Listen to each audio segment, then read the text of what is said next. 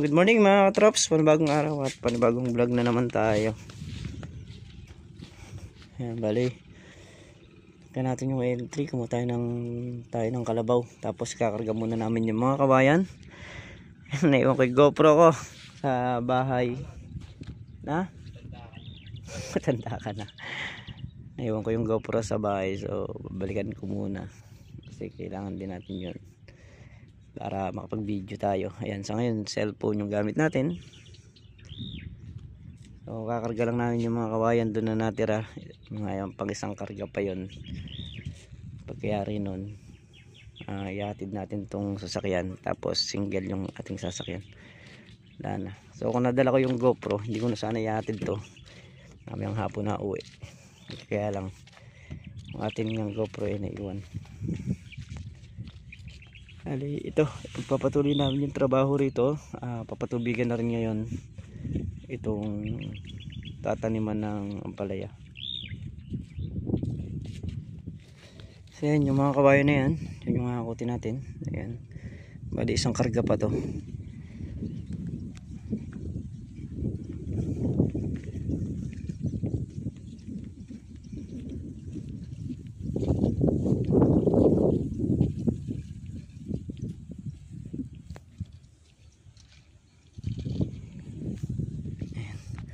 Yung mga traps, bali na isa kinuha namin yung mga puno. Ayan,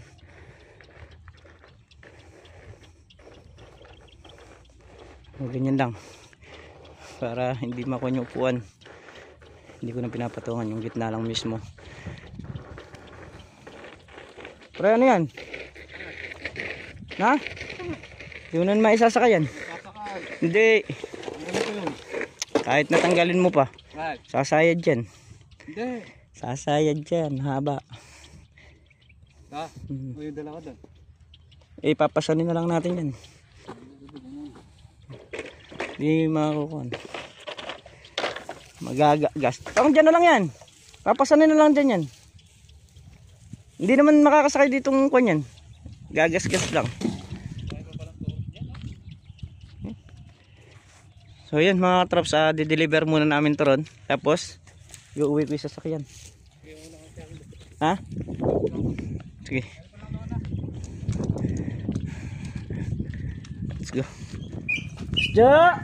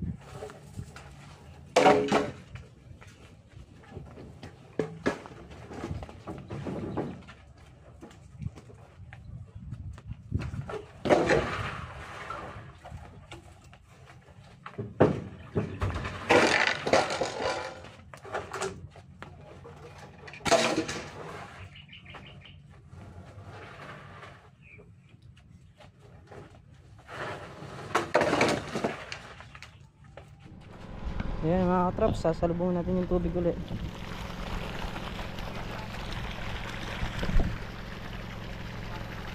Ha? Aanin ka? Huli na lang yan, di na lang babaklasin yan. Natutubigan muna yung kalamansi. Buo pre. Buo yung patubig. Buo. Kalamansi dayos.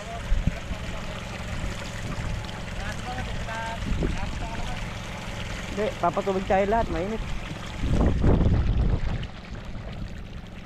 Kalamansi saka yung dayos. Kailangan patubigan. Hindi po pwedeng yung dayos lang kasi kalamansi. Para lumabong ng gusto, isasabay natin lagi sa patubig. Pag nagpatubig tayo, yung minsan na kahit na 2 araw pinapatubig, 3 araw, basta importante nangyayari ng lahat, pati yung mga kalamansi na nasa pagitan.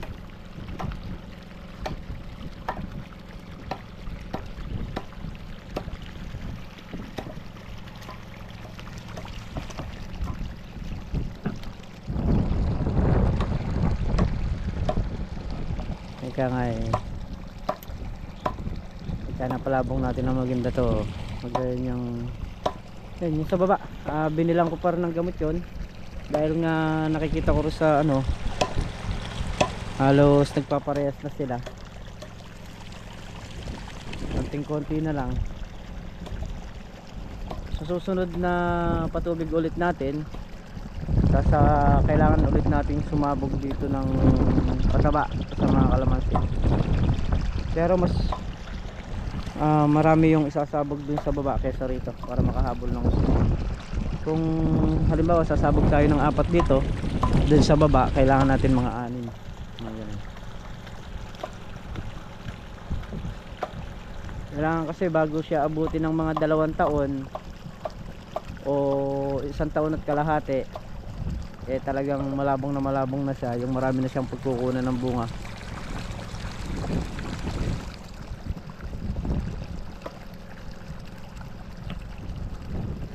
Para nasa ganun sulit pagka nagpabunga tayo,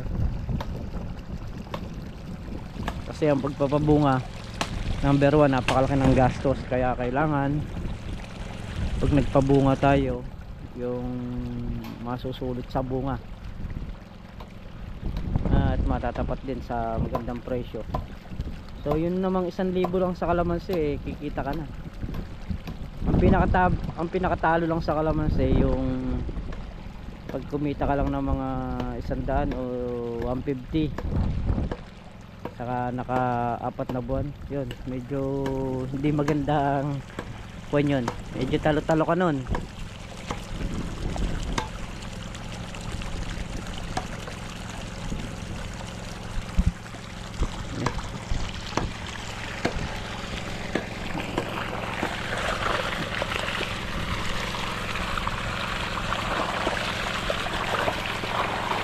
Ikaw ang pag-asa, sa'yo ang ligaya, piling mo sila,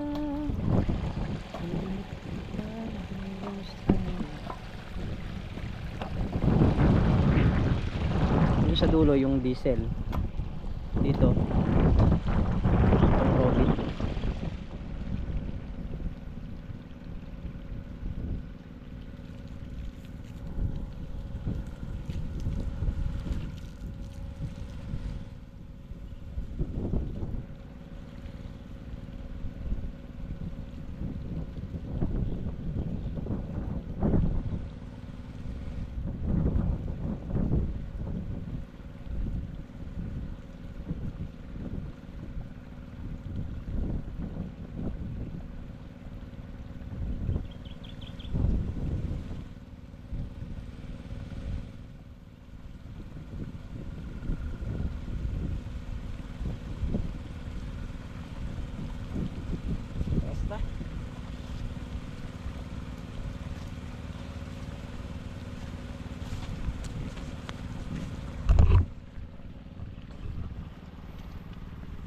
Ayan o, 2,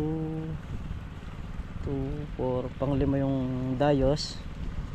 Sa kalamansi naman Panlima rin yan. Mga 10 dayos na ang natutubigan natin dito, kasi kung 27 yung kalamansi, 27 yung dayos, so 57 dayos ang kailangan nating mapatubigan. Pang 14 dayos na tayo mga traps. Kahapon sa umaga mainit, pero pagdating ng makapananghali sobrang lakas ng hangin.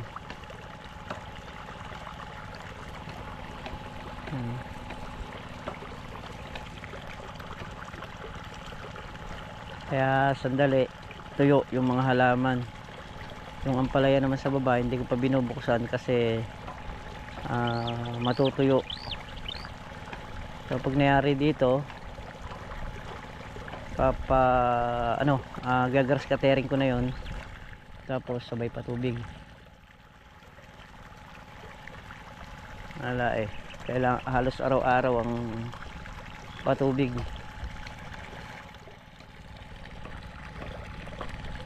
Papagitan lang kaming ilang araw, patubig na naman.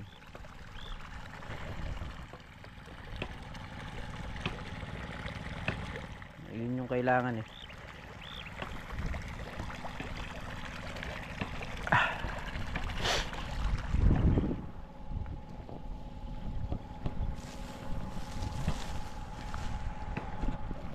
Napit na natin mapanglahati. Ito na yung posting malaki. Pag nakarating na dyan kalahati na yung ating napapatubigan.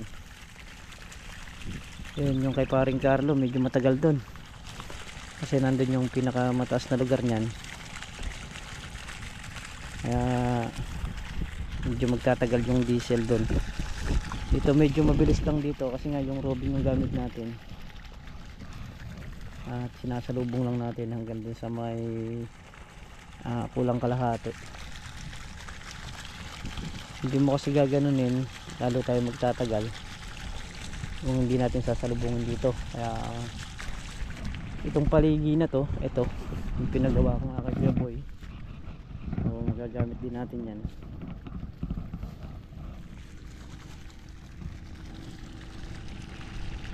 Diyan talaga yung paligi niyan, dati ginagamit ko yan. So nung nagbara, nagsara din yung lupa. Ngayong nung mag-araro siya, pinaaruhan pa rin natin dito. Itong kalamansi natin, ano pa to, isang pasingaw pa, huling pasingaw ng kalamansi. Kasi pag umidad na to ng 1 taon at kalahati, medyo malayo na yung ugat nyan. Halos nandyan na sa may tapat na yun yung ugat nyan, siguro mga 3 o 4 na dangkal ang layo nyan.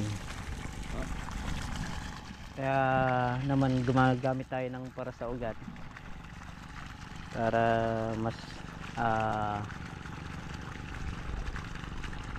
makaiwas tayo dun sa tongro. Kasi pagka yung kalamansing mga naninilaw na kumulot ang dahon, so yun ang pinakatongro sa kalamansi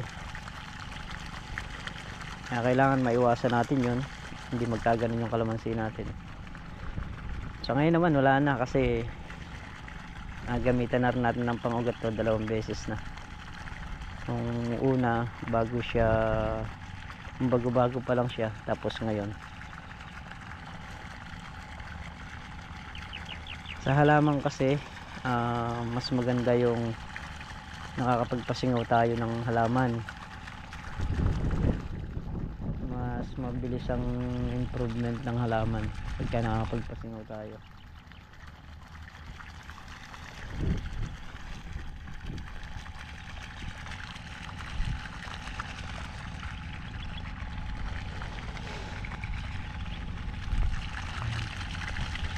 Yung ating kasing cultivator hindi naman po pwedeng pampasingaw kasi nga lang yun, kumakayod lang. So pagka yun ang ginagamit natin dito, pa-flat lang yung lupa niya at bubungkalin niya pero naka-flat lang, hindi kagaya nung May araro din yon, kaya lang hindi naman po pwede rito sa kalamansi. Dahil yung gulong nun tatama sa may kalamansi. Saka hindi na i-adjust yung araro niya, ano lang, naka-permis lang. Kaya kung gagawa ka ng daan tubig, hindi mo rin siya magagamit.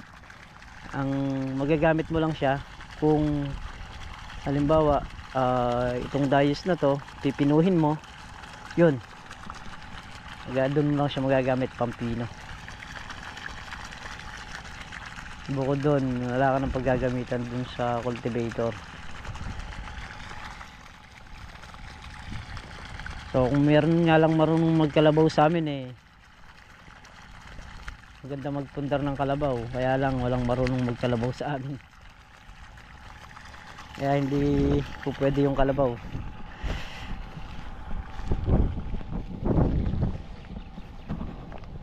So yung mga traps, sinyek ni parang Carlo yung tubig, si Meltong Vlog naman magbabaw ng mga buho. Kaya nakakagawa na yung mga tulos para dito sa gilid, kasi ito na lang yung may kulang na tulos niyan, yung gilid na yan, para mabatakan naman ng alambre pa barega. Hindi na rin yung kawayan at nangyari na yung buho. Maglalagay naman tayo ng kawayan din sa gitna pa barega naman, yung pinakagitna nya, yung pinakadaan. Puro kawayan yung gagamitin natin doon kasi sobra naman yung kawayan na to, makakaisang diretso pa ron. Pagka nayari na naming maikasa to, doon pa lang namin maasikaso yung balag sa kabila na baklasin. So unahin muna namin to na maitayo, matamnan, para habang nagpapalaki pwede kami bumiling sa ibang trabaho. Ito, ano pa to? Wala pang tansi ito. Ang tansi nito, yung kulay blue pa lang, yung patayo. Nasa 15 kilos yung tansi dyan na gagamitin ito patayo. So yung itim na binili natin para dito, na gamit dito sa may gitna na to, ang medyo marami ring naubos na tansi ito kasi nga sa bubong, tapos yung pabarega nya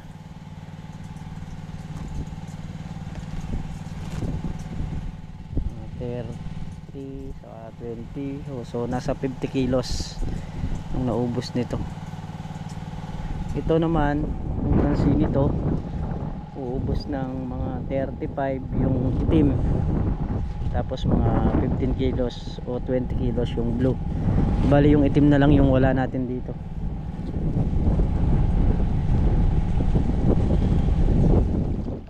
Sandayos pa, nasa kalahati na tayo.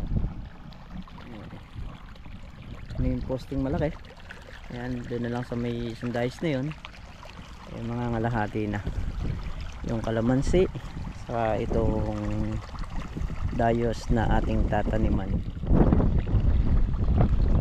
Ayan, ganyang oras, napakalakas ng hangin.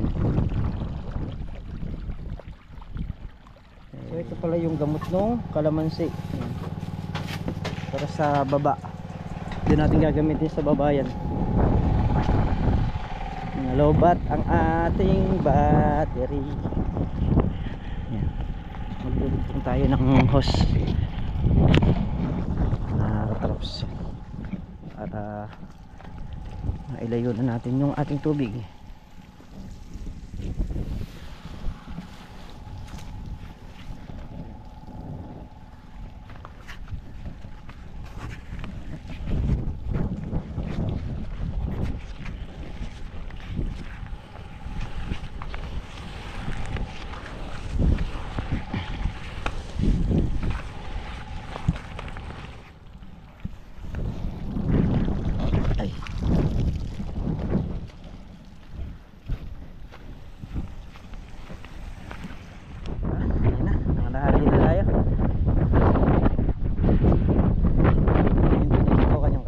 Na yan,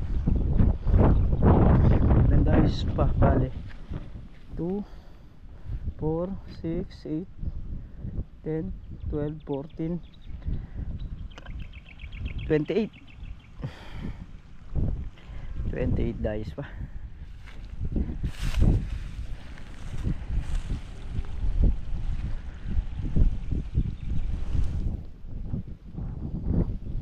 Tigas na rin yung puno ng kalamansi, oh.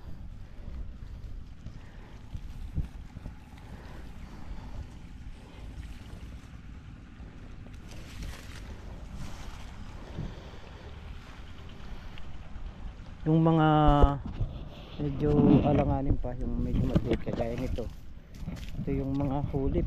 Ayan, pero ano na rin siya, mahabol na rin siya dun sa mga kalamansi natin nauna. Sa kalamansi naman kasi hindi mo may iwasan na maghulip.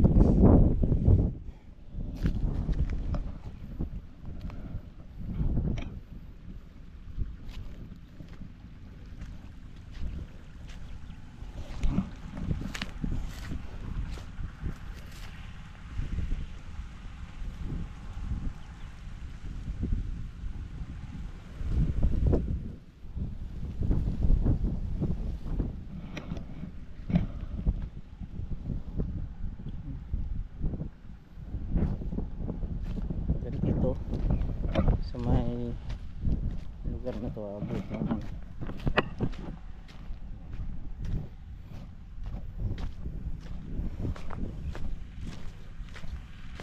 Dito abutin yan. Yan yung lugar na yan, hanggang dyan naabutin yan. Tapos ang gagaling naman yung tubig doon, pababa naman dito.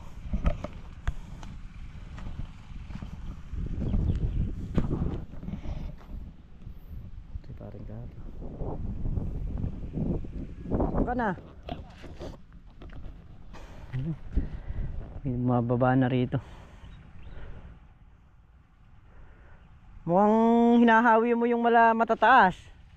Hinahawi mo yung matataas. Medyo maginhawa ng patubigan.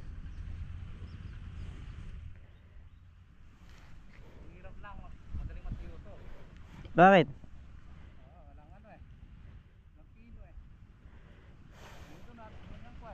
Ha? Oh. Mistis ang buhangin naman yung ano eh. Lupa rito kaya sandali tuyo eh.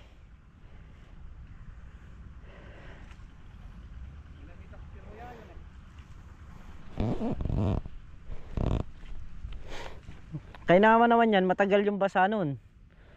Matagal magiging basa niyan kasi ano eh, malayo tinatakbuhan. Babad na siya sa ano, tubig. Eh nandito na rin ako sa may posting malaki na yan.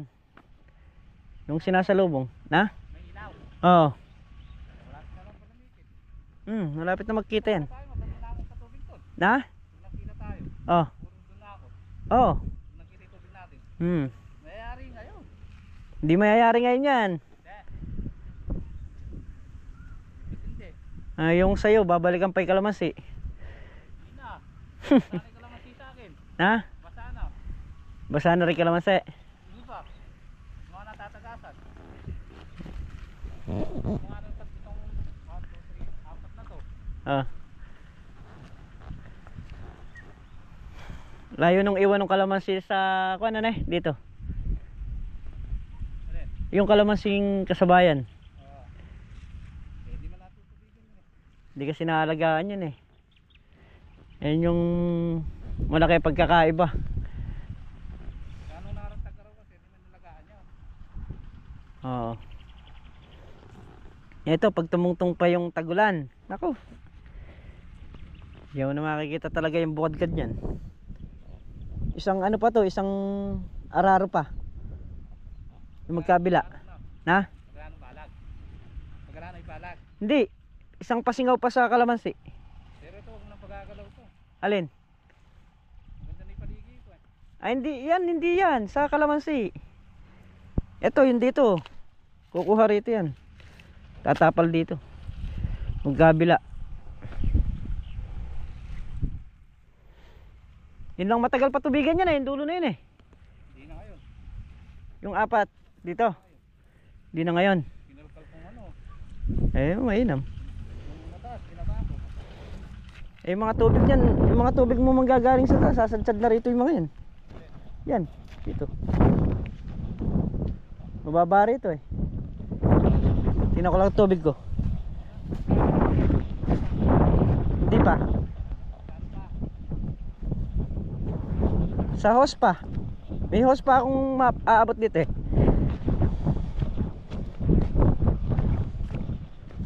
Sadsad na nga rin. Sadsad na rin to, oh.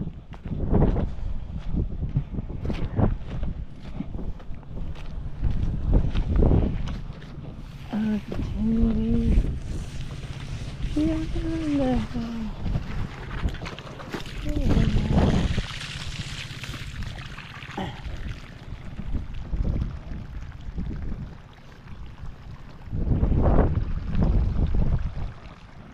Takot ay laki ng hunos, oh. Ayun lang sa may kabila lang. Ayan, tututukan natin ang camera para makita nyo.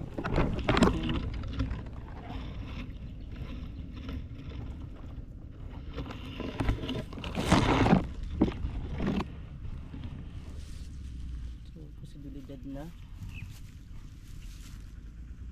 dito lang kasi may mga butas dito.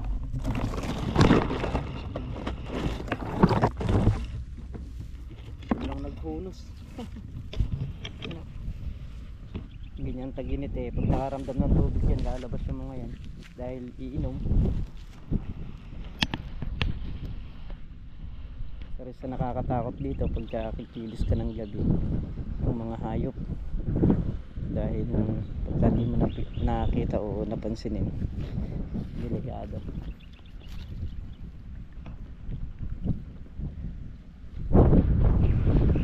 Tayo lang baliwala sa atin yan, makita man natin sa mga kasamahan natin.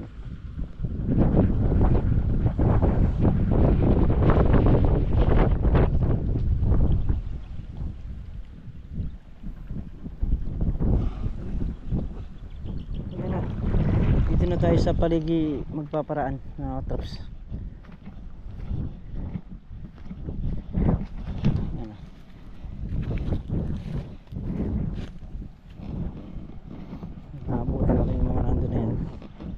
Kasi ito na yung lugar na mababa na rito.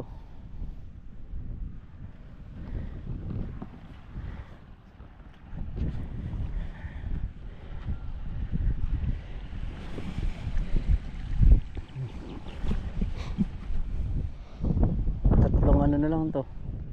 Tatlong dice na lang pala yung pinapatubigan dito.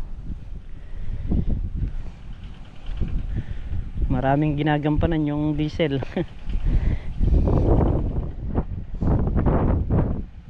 So ito yung konsumo nito, permis na abot ng 300. Ayan yung binili natin gas kanina. Tapos yung diesel naman siguro nasa mga 500 ang konsumo nun bago mayari yung gas. Tag 300 kasi binili natin kanina eh.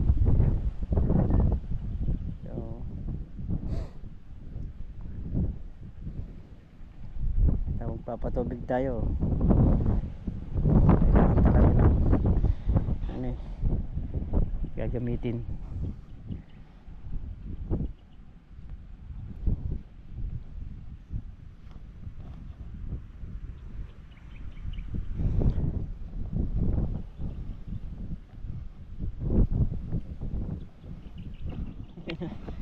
Dito na si Paring Carlo, nag-ayos na to. So huling dice na lang natin to, sasalubungin.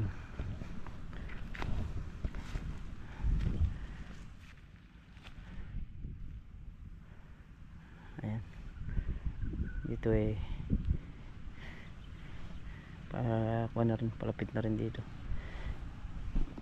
So ito na yung last dito sa Robin. Ayan, andyan na rin yung tubig ni Paring Carlo.